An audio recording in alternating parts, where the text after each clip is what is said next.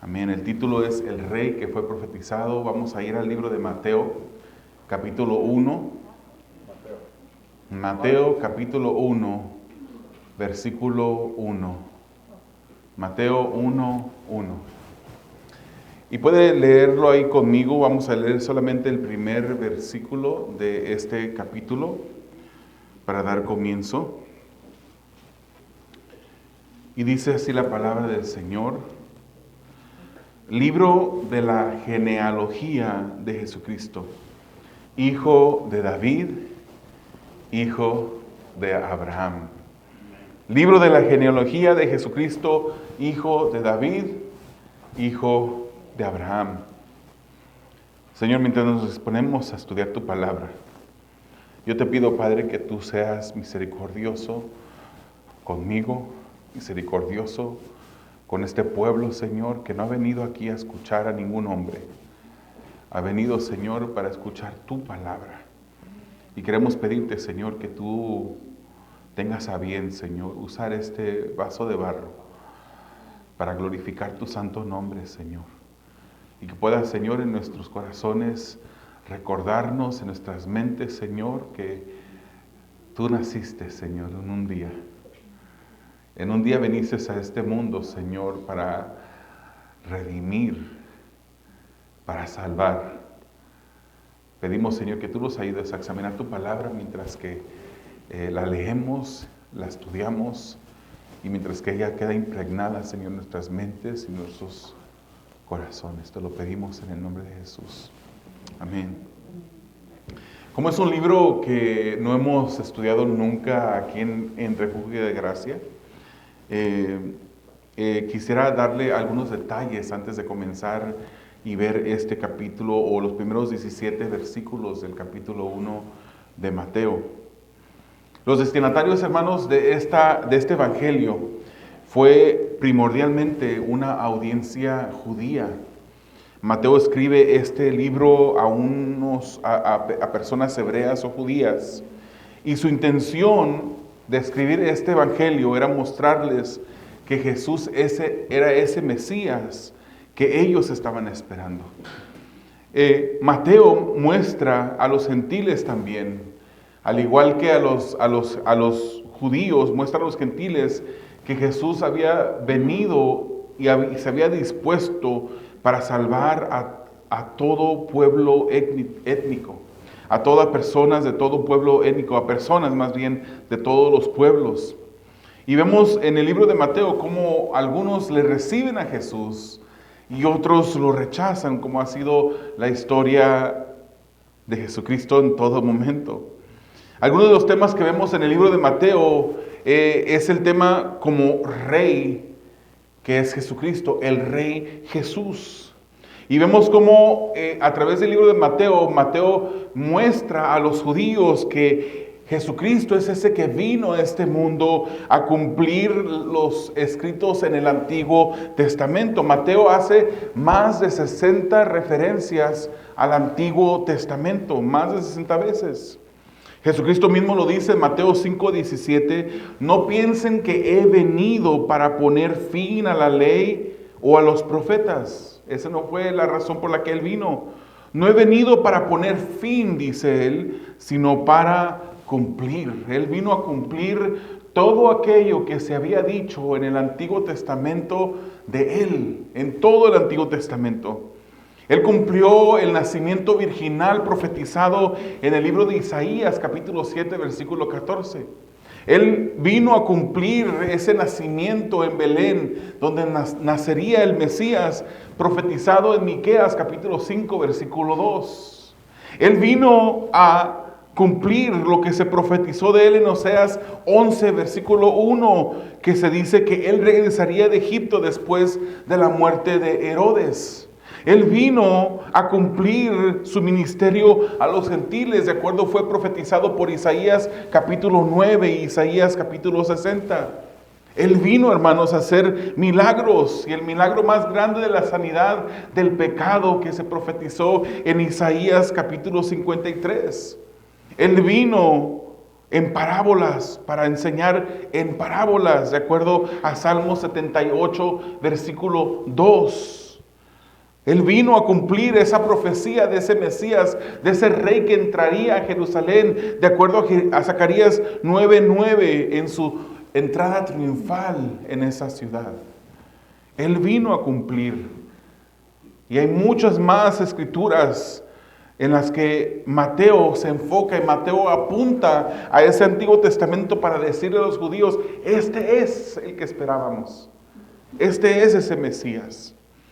También Mateo, hermanos, voltea el pensamiento convencional de cabeza, porque los judíos conocían la ley y sabían que la ley decía ojo por ojo y diente por diente, pero Mateo dijo, ustedes han oído que se dijo. Mateo apunta a esas palabras de Jesucristo. Ustedes han oído que se dijo, amarás a tu prójimo y odiarás a tu enemigo.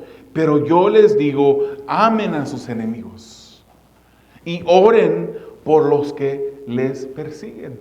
De acuerdo a Mateo capítulo 5, versículos 43 y 44. ¿Cuántos de nosotros estamos haciendo como discípulos de Jesucristo lo que el Señor mismo nos ordena a través de Mateo 5?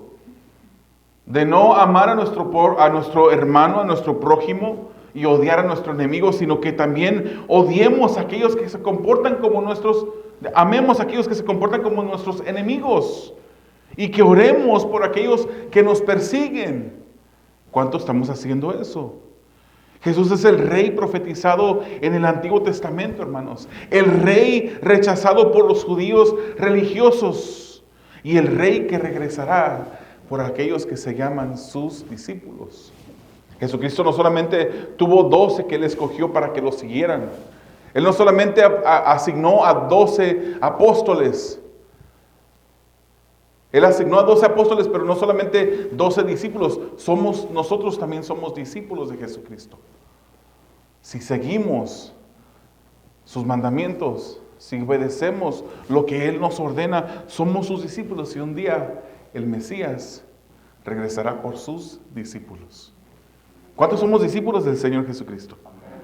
Hermanos, hay un énfasis en el libro de Mateo total en Jesús como el Hijo de David. Uno de los reyes más conocidos del pueblo judío. Un hijo de un rey. Y el tema sobresaliente de este capítulo, de este libro de Mateo es Jesucristo. Jesucristo, su historia como rey y Mesías. El nuevo Moisés. El Emanuel, que sabemos todos quiere decir Dios con nosotros. Hermanos, es interesante cómo a Jesucristo lo introduce Mateo como el Emanuel, Dios con nosotros, y Él también termina con esa gran comisión, el libro Mateo 28:19, donde dice que vayamos y hagamos discípulos de todas las naciones, enseñándolos a que guarden todas esas cosas que han sido escritas.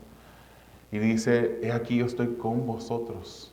El Emanuel, Dios con nosotros, dice, yo estoy con vosotros todos los días hasta el fin del mundo. El Señor Jesús es ese Jesús que ha estado con nosotros desde el momento que nos salvó, nos redimió. Ha estado con nosotros. Camina con nosotros. Vive con nosotros. Mateo se da la tarea de demostrarnos su linaje, su nacimiento, su ministerio, sus enseñanzas, su misión, su arresto, su muerte, su resurrección, y termina con esa gran comisión que Jesucristo les deja a todos aquellos que somos sus discípulos.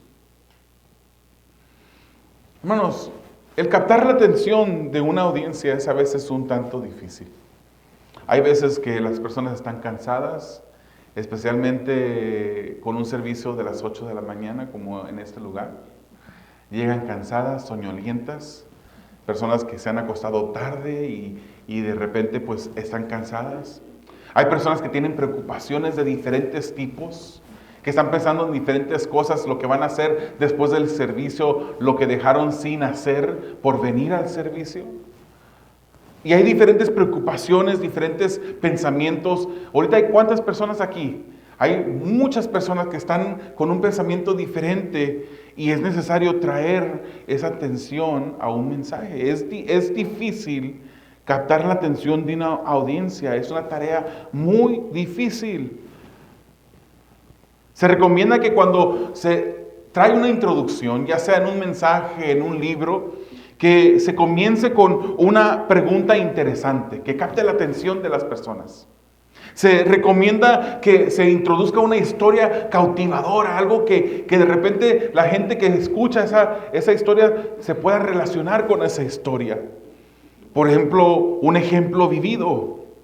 O a lo mejor una estadística asombrosa que capte la atención de las personas. O una citar a alguien. Se dijo en tal lugar, un hombre de tal dijo esto, para que se haga interesante la introducción. Si escribimos un libro como el libro de Mateo, el Evangelio de Mateo, es necesario cautivar la atención de la gente desde el principio, para que la gente entienda y vaya aceptando y tomando interés en lo que se va a decir. Pero es raro, hermanos, cómo Mateo comienza con la genealogía de Jesucristo. La genealogía no es algo interesante. No es algo que sea, que nos hable de ese Jesús que de repente levantó a los muertos, sanó a los que estaban enfermos, que contestaba habilidosamente a aquellos religiosos que ponían palabras o ponían o decían cosas para ponerle tropiezo a Jesús. No hay nada interesante, podríamos decir, en una genealogía. Es difícil. Si escribimos un libro, hermanos, yo creo que nunca a nosotros se nos hubiese ocurrido empezar con una genealogía. Porque una genealogía es difícil usarla para captar la atención de las personas. Es raro lo que hace Mateo en sus primeros 17 versículos. Hermanos, el libro de Mateo, capítulo 1, versículos 1 al 17, pareciera uno de esos pasajes que es bueno leer cuando usted no pueda dormir en la noche. Que usted, si no quiere tomarse una pastilla de insomnio, para el insomnio, para poderse dormir, nada más póngase a leer capítulo 1 de Mateo, versículos 1 al 17, y pronto empezará a bosteciar. Pareciera así. Es raro que Mateo comience con estos nombres, esta genealogía. Pareciera como que Mateo no tuvo interés en atrapar la atención de sus lectores. Pero no fue así, hermanos. La mención de Mateo y la razón por la cual Mateo comienza con esta genealogía es porque él tiene un objetivo muy específico. Y ese objetivo es demostrarle a una audiencia judía que cuando él menciona esa genealogía, cada nombre es importante. Tiene un propósito. No vamos a leerlo porque no quiero que todos aquí en esta mañana salgan soñolientos. Vamos a brincarnos hasta el versículo 17. Ya leímos el versículo 1, ahora vamos al 17. Hijo de un rey e hijo de la promesa. Este es el resumen de la genealogía. El versículo 17 dice, de manera que todas las generaciones desde Abraham hasta David son ¿cuántas? 14 generaciones. Y desde David hasta la deportación a Babilonia, 14 generaciones. Y desde la deportación a Babilonia hasta Cristo, ¿cuántas generaciones? 14 generaciones. Entonces, aquí el escritor Mateo empieza con estas 14 generaciones o 3 grupos de 14 generaciones. Pero si usted puede contar y irse al Antiguo Testamento y empezar a contar todas las personas que habían en estos grupos, desde Abraham hasta David, de David hasta la deportación, desde la deportación hasta Cristo, usted se dará cuenta que no fueron 14, 14 y 14. Hay una discrepancia o aparente discrepancia en este capítulo 1 del libro de Mateo. Si vamos a Primera de Crónicas, capítulo 3, versículo 16, se menciona a uno ahí que era Joacim. Y si usted busca los versículos del 1 al 17, no va a encontrar el nombre de Joacim en este libro. Y Joacim fue uno del linaje escogido.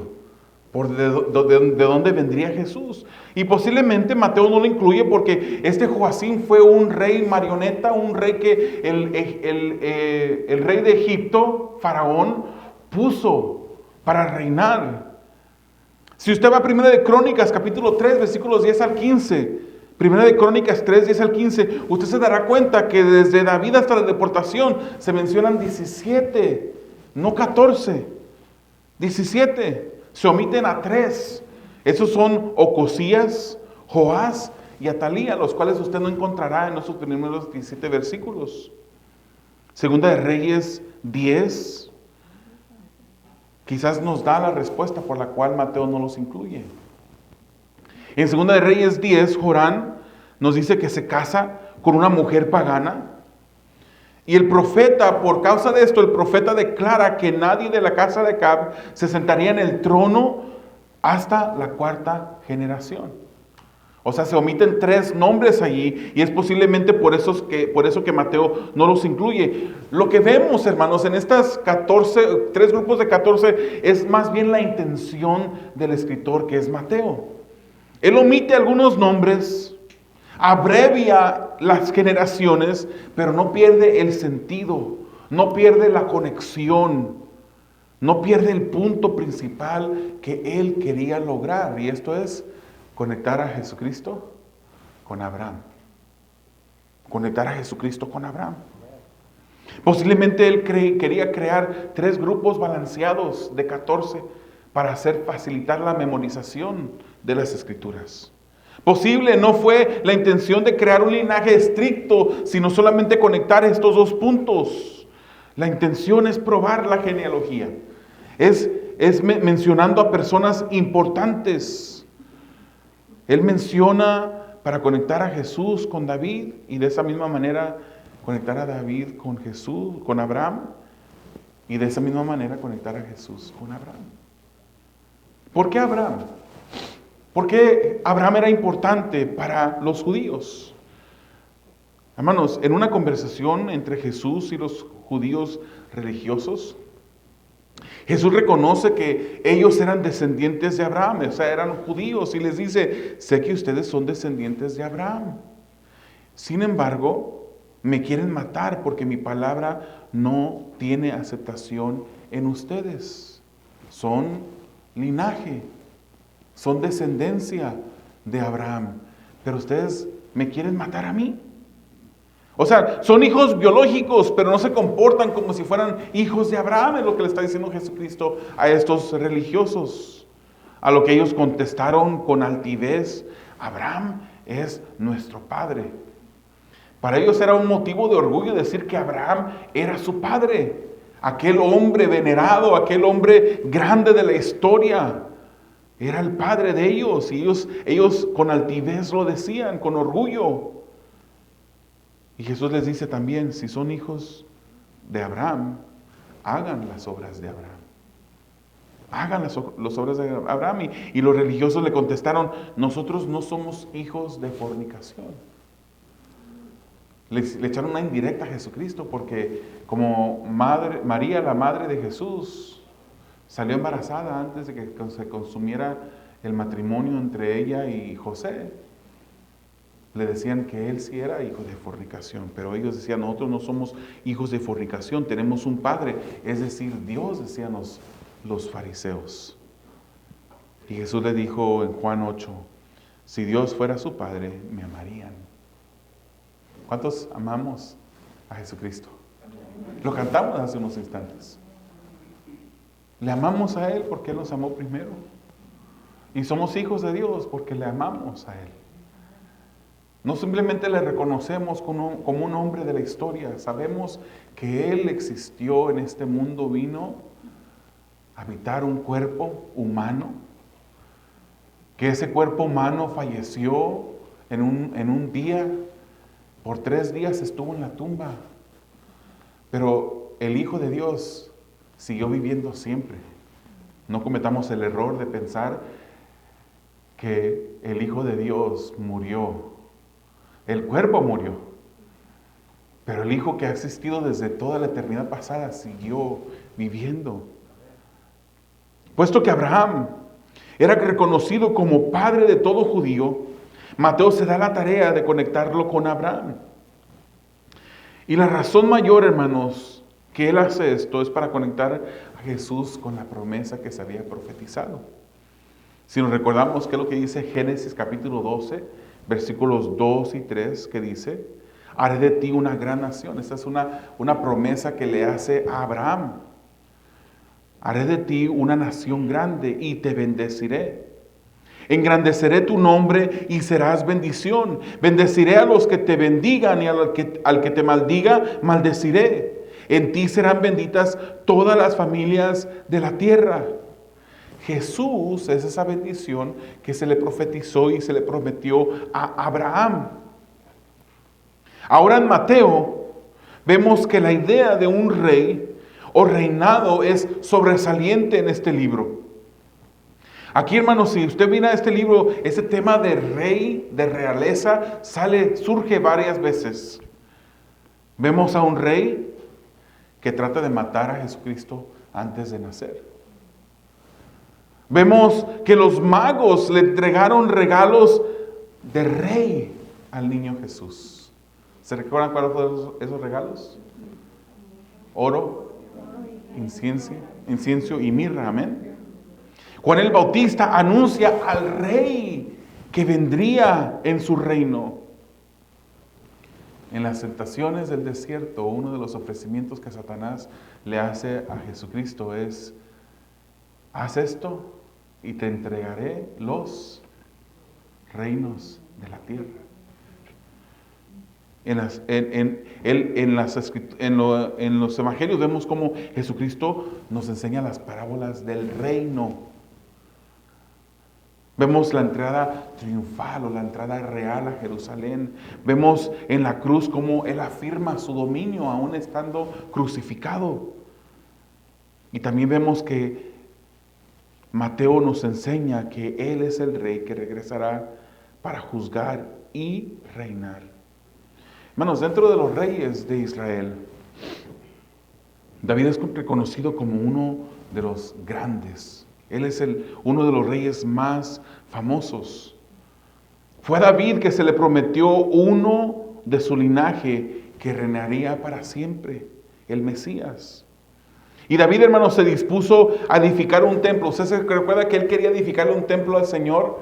Que el arca de Jehová había habitado dentro de un tabernáculo, era como una tienda que se armaba, se desarmaba. Cuando el pueblo se movía de lugar en el desierto, se desarmaba esa tienda y se movía a otro lugar y se erigía. Y en ese momento ahí se colocaba en el lugar santísimo esa arca del pacto. Pero David un día se reconoce, dice: yo habito en un lugar, en un palacio hecho de cedro, un lugar permanente. Y él dice: mientras tanto, el arca de Jehová sigue allí en ese tabernáculo. Y él se dispone a crearle un templo a Dios. Él quería edificar un templo, él quería hacer de Jerusalén ese lugar, esa capital de la adoración, no solamente la capital del reino, sino quería que también fuese capital de adoración. Y David se dispone a edificar un templo y lo consulta con el profeta Natán. El profeta Natán le dice: sí, está bien, edifícalo. Pero luego Natán se va y Dios le dice: no, David no es quien me va a edificar a mi templo. Regresa y dile que no lo va a hacer él.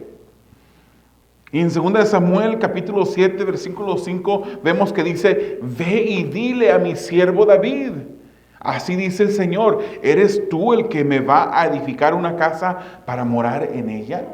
¿Eres tú? Y más adelante en ese mismo capítulo, versículo 11 y 12 y 16 dice: el Señor también te hace saber que el Señor te edificará una casa. Una casa. Y cuando está hablando aquí de casa, obviamente ya vivían en una casa, vivían en un palacio, pero está hablando de una descendencia, de alguien que reinaría para siempre, de su linaje.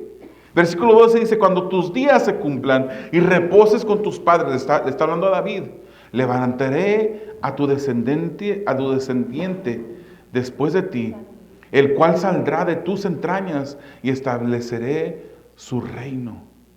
Y el versículo 16 dice, tu casa y tu reino permanecerán para siempre delante de mí. Tu trono será establecido para siempre. Si usted lee este capítulo 7, usted se dará cuenta que hay algunas cosas que no pueden aplicar a Jesús. Es una profecía de doble aplicación. Algunas cosas aplican a Salomón, pero ciertamente esto que hemos leído no pueden aplicar a Salomón. Salomón vivió, nació, pero murió. No siguió sentado para siempre en el trono. Pero tenemos a Jesucristo que es nuestro Rey, hermanos. Que está sentado en el trono. Que sigue sentado en el trono todos los días y Él no se ha caído ni se caerá del trono. Su dominio, hermanos, domina sobre todo. Su reino ha sido establecido en los cielos. Y podemos confiar en ese Dios, en ese Jesucristo que reina por los siglos de los siglos. Para el judío, hermanos, esto debió de ser prueba suficiente de que Jesús era el Mesías. Pero algunos sí lo aceptaron, mientras que otros lo rechazaron. ¿En qué categoría estás tú? Dentro de la categoría de aquellos que aceptaron a Jesús como el Mesías, aquel que vendría a rescatar al pueblo. ¿O estás dentro de aquellos que han rechazado a Jesús? Veamos la gracia, hermanos. El segundo punto, la gracia de Dios en la genealogía de Jesús. Vamos a examinar algunos de los nombres que vemos en esos versículos, 17 versículos. Hermanos, les quiero ser honestos. Les quiero decir que si yo hubiera diseñado la genealogía de Jesucristo, yo pienso que a lo mejor la hubiera diseñado de una manera diferente. Yo hubiera incluido dentro de esa genealogía, hubiera escogido a personas de la crema innata de la historia de Israel. Nunca hubiese escogido yo personas como esas, pero ¿sabe qué? Le quiero dar algo que no es de sorpresa para usted. Dios sabe mejor que yo. Dios escogió a las personas que escogió para que de ellos viniera ese Jesucristo para salvarnos, porque Él quería mostrar su gracia. Un ejemplo bello que vemos en la genealogía de Jesucristo es la gracia. La gracia es un regalo inmerecido de parte de Dios. Hermanos, nosotros estamos compuestos de nuestros antepasados. Yo tengo cosas de mi padre, de mi madre, que aunque yo trate de cambiar, no los puedo cambiar. Rasgos físicos, manera de ser, palabras que yo digo que de repente identifican de dónde venimos. Por ahí dicen que yo me parezco a mi papá, aunque mi papá era una persona más bajita, pero pues en otros rasgos físicos me parezco mucho a él. Mi papá tenía unas manos, hermanos, con unos dedos gruesos, ásperos. Yo miro mi mano y yo digo, pues no, yo me recuerdo desde pequeño agarrar la mano, me sentaba a la par de mi papá en la iglesia y él me agarraba la mano y mientras que escuchábamos el mensaje, él jugaba con mi uña, me recuerdo. Yo miraba esas manos grandísimas, unos dedos gruesos. Él fue chef y él agarraba las cosas calientes y las manos ya, la piel la tenía como cauterizada, la tenía ya quemada. Y sus manos ásperas me las agarraba. Yo miraba sus manos gigantescas, pero mi esposa me dice que me parezco. Nos parecemos a nuestros antepasados, en nuestros modos, nuestras maneras de hablar, de actuar, etc. Pero Jesús fue diferente. Jesús desciende de Abraham y David para cumplir la profecía, pero es diferente a sus antepasados. En Jesús, hermanos, las cosas cambian. Él vino a poner fin al pecado, a vencer al pecado. Y vemos la gracia de Dios, hermanos, en todos esos antepasados de Jesús. Hombres y mujeres pecadores y pecadoras. Pero Jesús no fue así. Vemos a Abraham en el versículo 2, véalo ahí en la escritura, en su Biblia. En el versículo 2 encontramos a Abraham y encontramos a Isaac, hombres pecadores. Que es cierto, la escritura habla muy bonito de Abraham, dice que fue el amigo de Jesús de Dios, perdón. Dice también que creyó a Dios y le fue contado por justicia. El padre de la fe. Pero Abraham y Isaac fueron personas que mintieron de la misma manera, diciendo que su esposa era su hermana para que no los mataran, pues tenían esposas bellas. Versículo 2 también vemos a Jacob, hermanos. Un hombre que engañó a su padre viejo, ciego, ya viejo, que le dijo que era su hermano para robarse la bendición de su hermano. Y podemos decir entonces un ratero, alguien que se robó la bendición de su hermano, alguien que se casa con una mujer que fue cananea, idólatra. En el versículo 3 encontramos a una mujer que se llama Tamar. Esta mujer era nuera de Judá.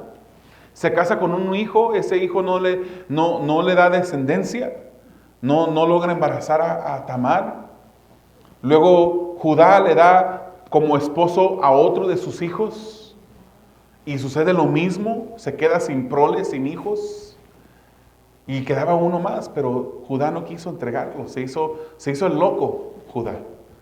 No quiso entregarle ese otro. Entonces, ¿qué hace Tamar? Tamar se viste de prostituta y se pone al lado de una carretera donde pasaría Judá para acostarse con su suegro. Y por medio de esa relación surgió un hijo. En el versículo 4 vemos a Salmón. Salmón se casó con una prostituta de Jericó, que nosotros conocemos, Rahab. ¿Se recuerda cuando los espías entraron a Jericó? Esta mujer, Rahab, fue la que escondió a los espías israelitas para que no los mataran. Fue la misma que dijo, hemos escuchado, todos están atemorizados porque hemos escuchado todas las cosas que Dios ha hecho a través de ustedes. En ese día, ella les pidió que tuviera misericordia de ella y de su familia. Hicieron un convenio. Esta mujer Rahab hizo un convenio. Rahab llegó a ser la tatarabuela del rey David.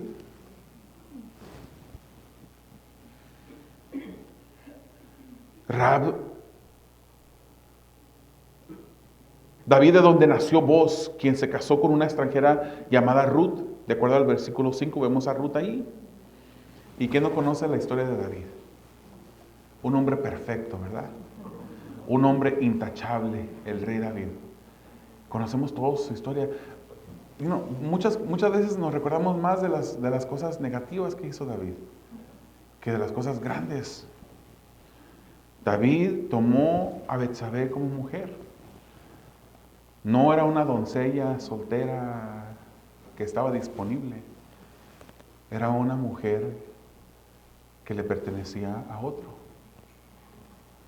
Que saliendo él a la azotea, la mira, la desea, la llama, se acuesta con ella. Ella sale embarazada y para esconder llama a su esposo. Incluso si usted mira el versículo 6, ella no aparece el nombre de Betsabé, pero dice la mujer de Urías. Era ella. De esta relación entre David y Betsabé nace Salomón, que era parte de ese linaje escogido por medio del cual vendría Jesucristo. Dígame que no vemos gracia en esos nombres. La gracia de Dios en las vidas de estas personas. Todo tipo de pecador se encuentra en esta genealogía. Y por eso podemos ver Romanos 3:23 que dice, por cuanto todos pecaron y no alcanzan la gloria de Dios. Todos han pecado. Dios escogió a los pecadores para que de ellos viniera Jesús, el Mesías perfecto, el santo, hermanos, el que no pecó, el que habitó en carne pero jamás pecó. Hebreos 4:15 nos dice, porque no tenemos un sumo sacerdote que no pueda compadecerse de nuestras flaquezas, sino uno que ha sido tentado en todo como nosotros, pero sin pecado. Ese es Jesucristo. Y para finalizar en esta mañana, Vemos la gracia de Dios para todas las naciones. La bendición profetizada a Abraham es la bendición para todas las naciones, hermanos. Tanto todos los judíos como los que no son judíos, los que son gentiles, necesitan salvación. ¿Usted cree que porque eran judíos ya estaban dentro del círculo escogido? Fueron la nación escogida. Pero Dios mismo dice que no los escogió porque fueran grandes o porque fueran privilegiados, sino porque eran los más pequeños, los más insignificantes. Es quien Dios escoge para que su gloria brille.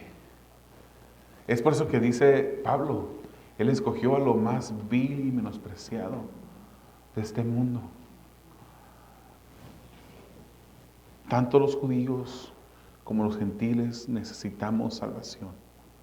Romanos 3, 19 al 12 dice, ¿entonces qué? ¿Somos nosotros mejores que ellos? Hace la pregunta Pablo. De ninguna manera, porque ya hemos denunciado que tanto judíos como griegos están todos bajo pecado. Como está escrito, no hay justo ni aún uno. No hay quien entienda, no hay quien busque a Dios. Todos se han desviado, a una se hicieron inútiles. No hay quien haga lo bueno, no hay ni siquiera uno. Todos nosotros nos hemos descarriado. Todos nosotros hemos pecado en contra de Dios. No importa qué tan bueno creas que eres. No eres lo suficientemente bueno para Dios. Dios requiere perfección. Dios requiere perfección. Todos hemos pecado, hermanos.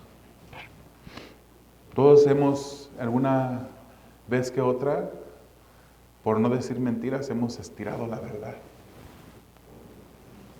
Se oye más bonito, ¿verdad? Hemos estirado la verdad. Pero hemos mentido, hermanos. Todo aquello que se diga con la intención de engañar es mentira.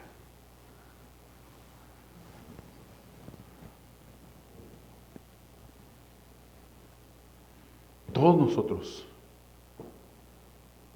hemos pecado contra Dios. Hemos robado. Hemos matado. Somos asesinos. Porque ya no estamos, hermanos, bajo el Antiguo Testamento, bajo la ley. Donde en aquel tiempo, aquel que le quitaba la vida era un asesino. El que le quitaba la vida a otra persona. Pero Jesucristo mismo nos enseña que el que odia a su prójimo es un asesino. ¿Cuántas muertes lleva usted en su récord? Hemos adulterado. Porque Jesucristo mismo dijo, no es necesario que llegues a la cama con alguien que no es tu esposo o tu esposa. Simplemente con que mires a una persona con un deseo ilegítimo, has adulterado. Hermanos, no solo antes de Jesús hubo pecadores salvos por gracia, sino también después de Jesús. No solo antes de Jesús hubo hijos de Abraham, sino también después de Jesús los hay.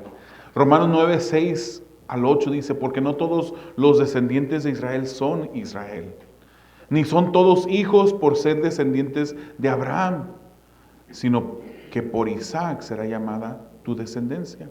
Esto es, no son los hijos de la carne los que son hijos de Dios, sino los hijos de la promesa son considerados como descendientes. Todos necesitamos un Salvador. Todos necesitamos ese regalo de Dios. Algunos ya lo hemos obtenido. Otros aún no lo han obtenido. Y Efesios capítulo 2, versículos 8 al 9 nos recuerdan claramente que es un regalo que Dios da. Disponible a todos. Todos los que quieran venir a Él, el Señor no los echa fuera, no los desprecia. Porque por gracia ustedes han sido salvos por medio de la fe, y esto no procede de ustedes, sino que es don, es un regalo, un don de Dios. No por obras, para que nadie se gloríe. No podemos decir, somos suficientemente buenos. Hemos hecho suficientemente bien para podernos ganar el favor de Dios. No. Es mediante su gracia. La gracia que vemos en estos 17 versículos de Mateo 1. A través de la gracia, por medio de la fe. ¿Por qué no cerramos nuestros ojos, inclinamos nuestro rostro?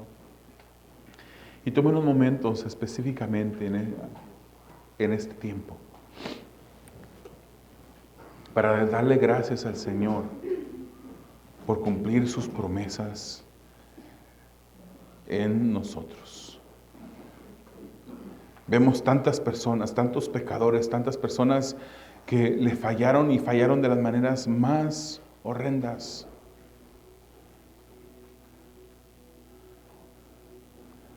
Pero que alcanzaron la gracia de Dios.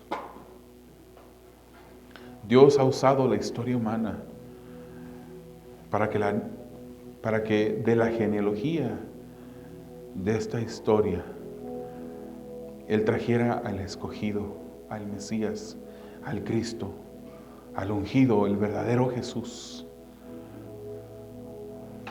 Demos gracias a Dios por su gracia, hermanos, que nos salva por medio de la fe en su Hijo, el Hijo de David, el Hijo de Dios. Te damos gracias, Señor.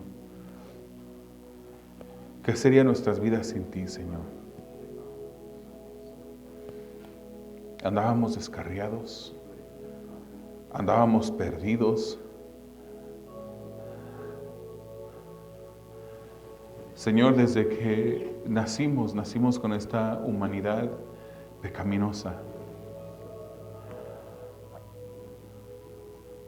Una humanidad, Señor, que nos ha llevado tras el odio, el rencor, la avaricia, que nos ha llevado, Señor, tras el asesinar sin haber matado físicamente. El fallarte a ti, Señor, es lo peor que podemos hacer. Y te pedimos, Señor, que tú nos ayudes. Queremos serte fiel. Queremos serte fiel, Señor. Y aún así, cuando nos has dado de tu gracia, tu perdón, cuando nos has dado tu salvación, Señor, podemos estar con esa seguridad de que tú nos has salvado. Aún así, Señor, seguimos luchando en este camino de santificación. Seguimos luchando, Señor, en contra de esos pecados, Señor, que son pesos sobre nosotros.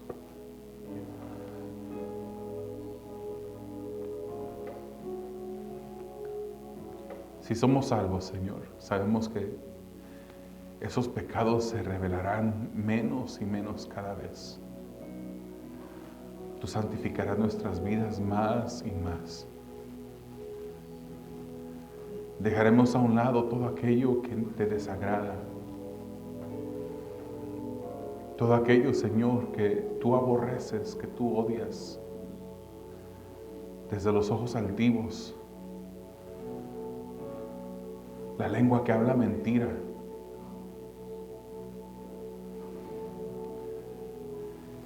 el que crea discordia entre los hermanos. Son cosas que tú odias, Señor. Te pedimos que tú nos ayudes, Padre. Te pedimos, Señor, que tú nos santifiques cada día más. Y que cuando en nuestras vidas llegue la tentación de hacer todo tipo de mal, que nos ayude, Señor, a resistir. Nos debemos a ti, Señor. Nos debemos a ti, Señor.